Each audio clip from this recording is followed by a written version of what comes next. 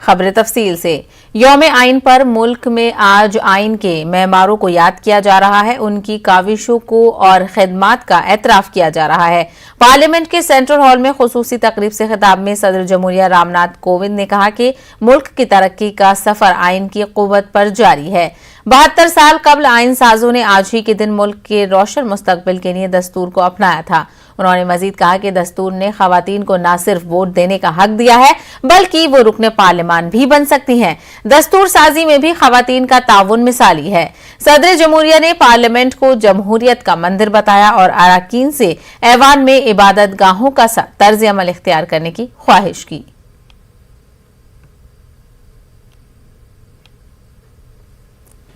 इसी central hall में 72 वर्ष पहले हमारे संविधान निर्माताओं ने स्वाधीन भारत के उज्जवल भविष्य के दस्तावेज को यानी हमारे संविधान को अंगीकार किया था तथा भारत की जनता के लिए आत्मार्पित किया था। हमारे देशवासियों ने जब अपनी नियति के निर्धारण का अधिकार हासिल किया, उस समय का भारत लंबे विदेशी शासन के दौरान किए गए शोषण से त्रस्त था। उस समय हमारे देश के करोड़ों लोग गरीबी और निरक्षरता का दंश भोग रहे थे। उस स्थिति को बदलने के लिए तथा राष्ट्र निर्माण के लिए लोगों में उत्साह जागृत हो चुका था। हमारे कर्मठ देशवासियों को एक संवैधानिक संरचना की आवश्यकता थी। लगभग 7 दशक की अल्प अवधि में ही भारत के लोगों ने लोकतांत्रिक विकास की एक ऐसी अद्भुत गाथा लिख दी जिसने समूची दुनिया को विस्मित कर दिया। मैं ये मानता हूं कि भारत की ये विकास यात्रा हमारे संविधान के बल पर ही आगे बढ़ती जा रही है। देवी और सज्जनों, हमारे संविधान में वे सभी उदात्त आदर्श समाहित हैं जिनके लिए विश्व के लोग भारत की ओर सम्मान और आशा भरी दृष्टि से देखते हैं। हम भारत के लोग ये गर्व से कह सकते हैं कि हमारे संविधान के निर्माण में फाउंडिंग फादर्स के साथ साथ फाउंडिंग मदर्स ने भी अपना योगदान दिया है। यौम आइन के मौके पर खिताब करते हुए वज़ीर-ए-आज़म नरेंद्र मोदी ने आइन के मेमारों को सलाम किया। उन्होंने मुंबई दहशतगर्दाना हमले में शहीद होने वालों को भी याद किया। वज़ीर-ए-आज़म ने इस मौके पर तकरीब का बायकॉट करने वाली जमातों का नाम लिए बगैर उन पर निशाना साधा। वज़ीर-ए-आज़म ने कहा कि ऐसी जमातें जिनकी बागडोर एक ही खानदान के पास है, वो जमातें मुल्क के लिए तशवीश का बाइस हैं। वो जमहूरी किरदार खो चुकी हैं। सियासी मफाद मुल्क के मफाद पर गालिब आ गया है। कभी हम सोचें कि आज अगर हमें संविधान निर्माण करने की नौबत होती तो क्या होता। आजादी के आंदोलन की छाया, देशभक्ति का ज्वार, भारत विभाजन की विभीषिका, इन सब के बावजूद भी देश हित सुप्रीम हरेक के हृदय में यही एक मंत्र था। विविधताओं से भरा हुआ देश, अनेक भाषाएं, अनेक बोलियां, अनेक पंथ, अनेक राजे रजवाड़े, इन सब के बावजूद भी संविधान के माध्यम से पूरे देश को एक बंधन में बांध करके आगे बढ़ाने की योजना बनाना, आज के संदर्भ में देखें तो पता नहीं संविधान का एक पेज भी हम पूरा कर पाते, क्योंकि नेशन फर्स्ट कालक्रम से राजनीति ने उस पर इतना प्रभाव पैदा कर दिया है कि देश हित भी कभी कभी पीछे छूट जाता है। और मुझे याद है जब सदन में इस विषय पर मैं बोल रहा था 2015 में बाबा साहब आंबेडकर की 150वीं जयंती के निमित्त इस काम की घोषणा करते समय, तब भी विरोध आज नहीं हो रहा है, उस दिन भी हुआ था कि 26 नवंबर कहां से ले आए, क्यों कर रहे हो, क्या जरूरत थी। बाबा साहब आंबेडकर का नाम हो और आपके मन में ये भाव उठे, ये देश अब सुनने के लिए तैयार नहीं है।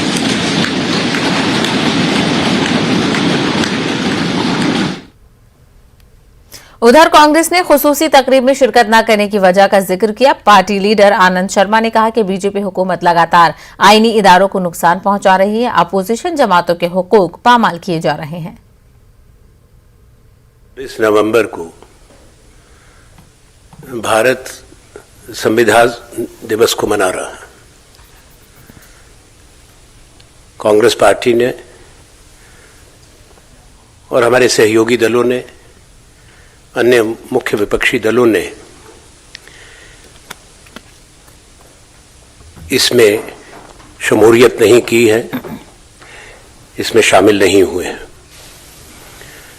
जहां हम संविधान का सम्मान करते हुए, महामहिम राष्ट्रपति जी का सम्मान करते हुए ये बात स्पष्ट करना चाहते हैं कि अगर विपक्ष, चाहे नेता प्रतिपक्ष, विपक्षी दलों के नेताओं की संविधान दिवस के कार्यक्रम के आयोजन में और देश के प्रजातंत्र को, संविधान को जब हम सेलिब्रेट करें, उसका जश्न मनाएं, उसमें शामिल ना किया जाना केवल एक औपचारिक निमंत्रण, वो भी। थाने और फिर मुंबई के पुलिस कमिश्नर रह चुके परमबीर सिंह गुज़िश्ता रोज मुंबई में पेशी के बाद आज थाने पहुंचे हैं। थाने नगर और कोपरी, इन दो पुलिस स्टेशनों में उनके खिलाफ जबरी हफ्ता वसूली का मामला दर्ज है। कीर्तन तना, रियाज भाटी और सोनू जालना ने परमबीर के खिलाफ हफ्ता वसूली का मुकदमा दर्ज करवाया है।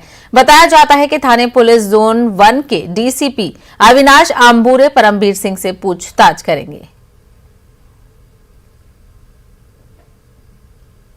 ये जो 2018 में जब परमबीर सिंह थाना कमिश्नर था तो उसका काम धंधा ये था, रवि पुजारी जो उसका पार्टनर है उसके साथ मिलके, आपने देखा होगा थाना में काफी केसेस है जिसमें कॉमन एलिमेंट है रवि पुजारी, जो रवि पुजारी प्रदीप शर्मा का और परमबीर का खुद का पार्टनर है। वो लोगों को फोन करवाते हैं, बिजनेसमैन को, फिर उनको अरेस्ट करते हैं बोल के रवि पुजारी तुम्हारा पार्टनर है, तुमने किसी को धमकी दी थी, अगर तुम्हें इस केस में मौका नहीं लगाया जाए तुम पे, तो जो XYZ अमाउंट लोग जो आदमी देख के मांगते जिस तरह, जैसे उन्होंने मुझसे 10 करोड़ रुपए डिमांड किए थे।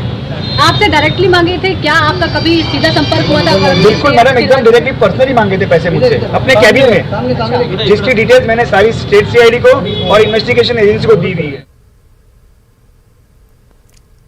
तो आपको बता दें कि परमबीर सिंह मुंबई पहुंच चुके हैं और वो मुंबई के बाद अब थाने भी पहुंच गए हैं। थाने नगर और कोपरी, इन दो पुलिस स्टेशनों में उनके खिलाफ जबरी हफ्ता वसूली का मामला दर्ज है। मजीद तफसील हासिल करेंगे, हमारे नुमाइंदे अमित राय इस वक्त हमारे साथ जुड़ गए हैं। अमित राय, लगता है परमबीर सिंह के मामले में जो कार्रवाई है अब वो तेजी से आगे बढ़ रही है, कई स्टेशनों में उनको पेश होना है। देखिए, निश्चित तौर पे इस समय थाने वाले मामले में जो है ये लगातार पूछताछ चल रही है। थाने पुलिस ने एक SIT का गठन किया जिसमें DCP अविनाश अंबुरे उसको लीड कर रहे हैं। तो अविनाश अंबुरे समेत 6 ऑफिसर जो हैं वो गहनता से पूछताछ कर रहे हैं इस पूरे मामले में। लिखित तौर पर भी उनका बयान जो है लिया जा रहा है, जिस तरह से जो है करोड़ों रुपए की उगाही का आरोप जो है लगा है उनके ऊपर, तो इस पे लगातार जांच चल रही है और इसको लेकर सियासत भी तेज हो गई है। कांग्रेस, NCP, शिवसेना लगातार बयानबाजी कर रही है कि इन पे बीजेपी का शय था, इसलिए इतने दिनों से गायब थे। अब जिस तरह से जो है सुप्रीम कोर्ट से राहत मिली तो ये आए हैं पूछताछ के लिए और इनके सस्पेंशन पर भी विचार चल रहा है। गृह मंत्री दिलीप वलसे पाटिल ने कहा है कि सारी कार्रवाई न्यायिक प्रक्रिया के तहत जो है की जाएगी और इसके सस्पेंशन को लेकर CM उद्धव ठाकरे से जो है बातचीत होगी और उसके बाद ही अगला निर्णय लिया जाएगा। वहीं इस पूरे मामले में जो शिकायत करता है सोनू जालान, उन्होंने कहा है कि अब ये सामने आए तो शायद चीजें निकल सामने आएंगी, लेकिन जो पूछताछ की गति है, जो इन्वेस्टिगेशन की जो गति है वो उनको धीमी लग रही है। इसलिए उनका कहना है कि जल्द से जल्द इन्वेस्टिगेशन हो और परमबीर सिंह का जो मामला है, जिस मामले में वो लिप्त है, उनका सही चीजें सामने आनी चाहिए। यानी कुल मिलाकर देखें तो जांच का जो शिकंजा है वो परमबीर सिंह कट्टा नजर आ रहा है। उनको लेकर जो राजनीति है महाराष्ट्र में वो भी गरमाती हुई नजर आ रही है। बिल्कुल, तो राजनीति तो गर्मा ही रही है, तो वहीं परमबीर की मुश्किलें भी बढ़ सकती हैं, ऐसा भी हो सकता है। अमित, हमसे बात करने के लिए बेहद शुक्रिया। करते हैं डेमोक्रेसी तो बची ही नहीं देश के अंदर। ऐसा इनको भी लगता है। इनसे जब प्राइवेट में बात करो ये भी बहुत दुखी हैं, ये भी सारे बहुत दुखी हैं वो, लेकिन ऊपर से ऑर्डर आते हैं कि भाई यहाँ पे जो ज्यादा तेज बोलेगा उसको पद मिलेगा, तो इनकी मजबूरी है। पर ये हैं सारे अपने ही, दिल से ये सारे अपने साथ हैं। सो जनतंत्र की जीत हुई है, जनतंत्र में लोगों का भरोसा बढ़ा है बहुत ज्यादा। ये एक तरह से हवन था, उस हवन में हम सब लोगों ने भी अपनी तरफ से एक चम्मच घी का डाला। जब हमारे को फाइल आई हमारे पास कि किसान आ रहे हैं, पंजाब से चल पड़े हैं, बॉर्डर पे पहुंचने वाले हैं, उन किसानों के लिए स्टेडियम्स को जेल बनाया जाएगा, तो मेरे को अपने अन्ना आंदोलन के दिन याद आ गया। उस टाइम हमें भी जेलों में रखा गया था, इन्हीं स्टेडियम्स के अंदर हम भी रहे हैं, हमने भी रातें काटी हैं इन्हीं स्टेडियम्स के अंदर। तो मैं समझ गया कि ये स्टेडियम के अंदर इनको पटक देंगे सबको, किसानों को, और आंदोलन खत्म। फिर तुम स्टेडियम में बैठे रहो, जितने भी दिन बैठना है तुम करते रहो। तो हमने मंजूरी नहीं दी, बहुत नाराज हुई केंद्र सरकार, बहुत नाराज हुई। वैसे ही बहुत तंग करते हैं, मैंने सोचा और थोड़ा तंग कर लेंगे, क्या फर्क पड़ता है। तो बहुत नाराज हुए। बॉर्डर के ऊपर जितनी जरूरत पड़ी, जब जरूरत पड़ी, पानी की, खाने की, टॉयलेट्स की, हमने पूरी मदद की किसानों की। तो हमने अपनी तरफ से जो भी हो सकता था पूरा किसानों की मदद की।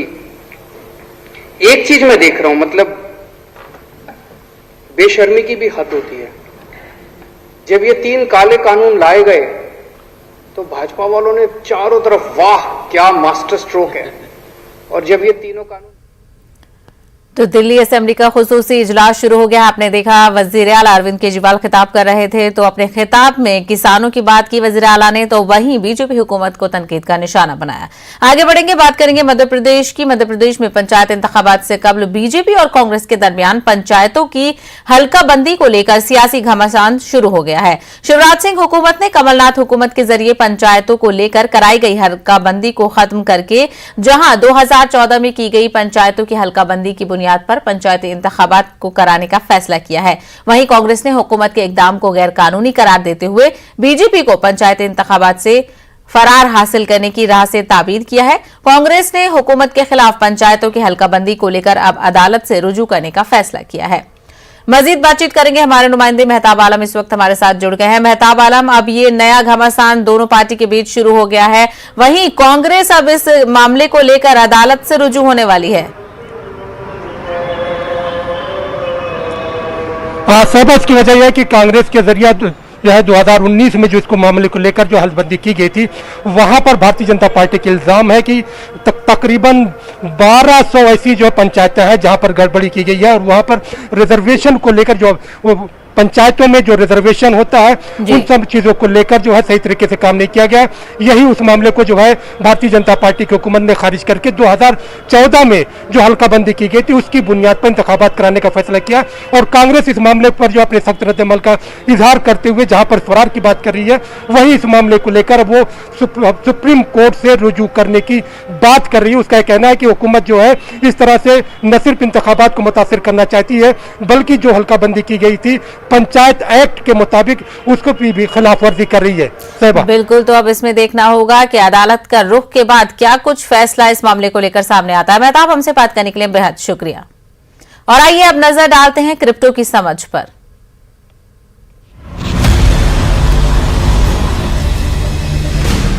ज़ेड-पे and News 18 network present crypto की समझ। स्वागत है आपका क्रिप्टो की समझ में और एक नए एपिसोड के साथ मैं रंजना रावत। तो चलिए शुरू करते हैं क्रिप्टो से जुड़ी वो खबर जो पिछले हफ्ते बनी रही सुर्खियां। एक अरबपति निवेशक केनेथ ग्रिफिन ने साउथबी के ऑक्शन में यूएस कॉन्स्टिट्यूशन के पहले एडिशन की कॉपी $43.2 मिलियन में खरीदी।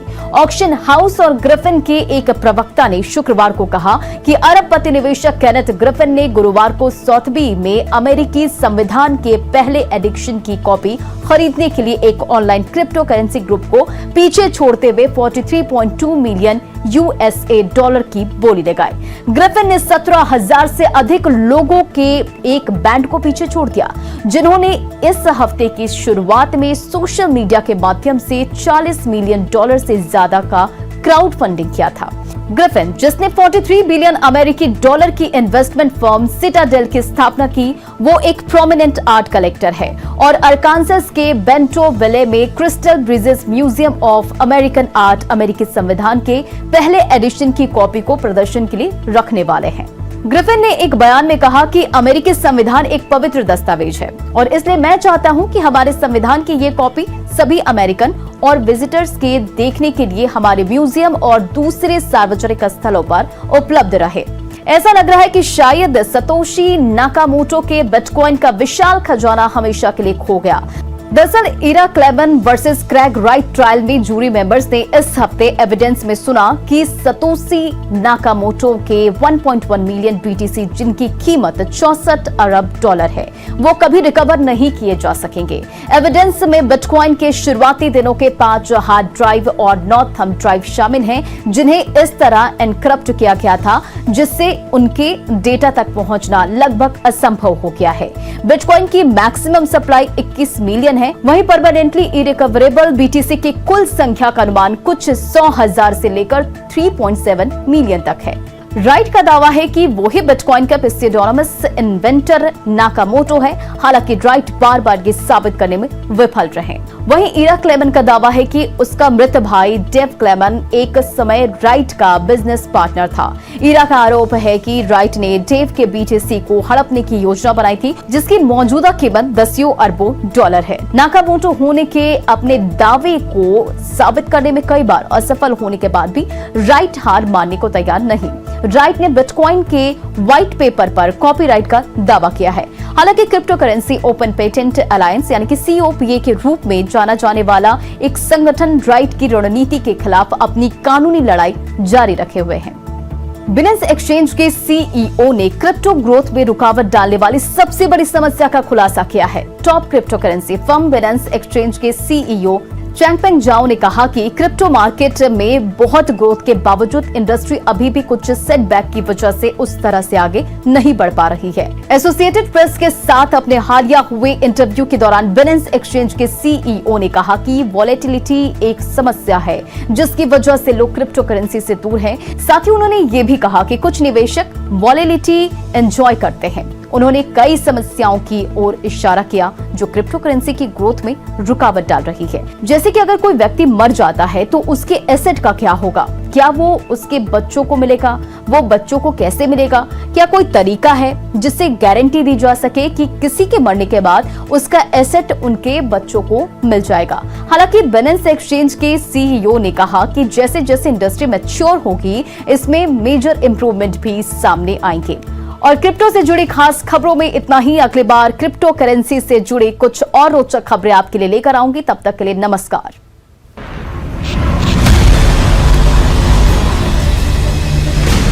ZPay and News 18 network present crypto की समझ।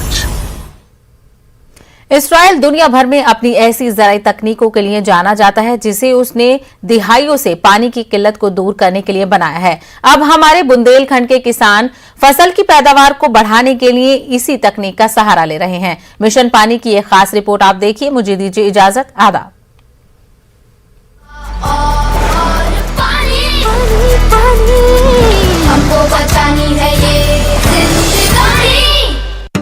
बुंदेलखंड में विशेष समस्या पानी की कई सालों से रही है।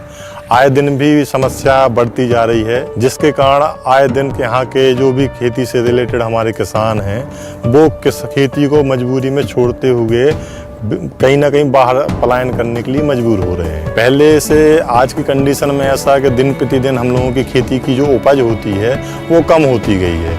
खर्चा ज़्यादा हो रहा, प्रॉफिट कुछ होता नहीं है, और जिस वजह से हम लोगों को आज आधुनिक खेती की ओर बढ़ना पड़ रहा है। मुझे आधुनिक खेती में इंटरनेट के जरिए नेट FM कंपनी के बारे में पता चला, जो कि एक इजराइल की कंपनी है।